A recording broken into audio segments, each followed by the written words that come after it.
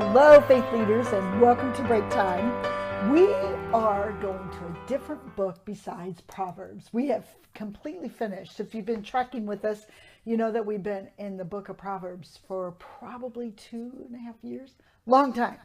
But now we're going to walk into the book of Philippians, and it happens to be one of my favorites. But there's a little bit of background that here Paul was in prison, in chains. It's going to tell us here pretty quick. And yet he was writing to leaders and to fellow believers.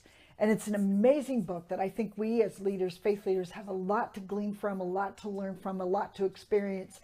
And so we're going to walk through it together. And I hope that you come back to these daily, because I do believe this is going to make a tremendous impact on how well you can lead and serve and influence the places that God has you in. So let's go right into it. Philippians 1 and 2 says, Paul and Timothy, servants of Christ Jesus, to all God's holy people in Christ Jesus at Philippi, together with the overseers and deacons. See, he's writing to everybody. He says this: grace and peace to you from God our Father and the Lord Jesus Christ.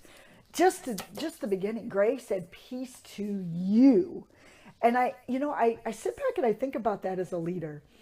When I'm under heavy persecution, when things in my life are not going the way that I think they should, when situations come my way, how do I respond? How do you respond? How do you respond when life it's not the best of circumstances? And, it wasn't for him. But yet he extended grace and peace to his fellow believers. He served in such a way that it wasn't Paul. It wasn't about Paul. It was about others. It was about enlightening and bringing enlightenment to other people, bringing empowerment to other people, bringing equipping other people. It was all about others. And man, if I could just get that. When I'm in chains, when circumstances are beyond my control and things are squeezing and pressing in on me, how do we respond? Are we still in that place that we're going to extend grace and mercy to others?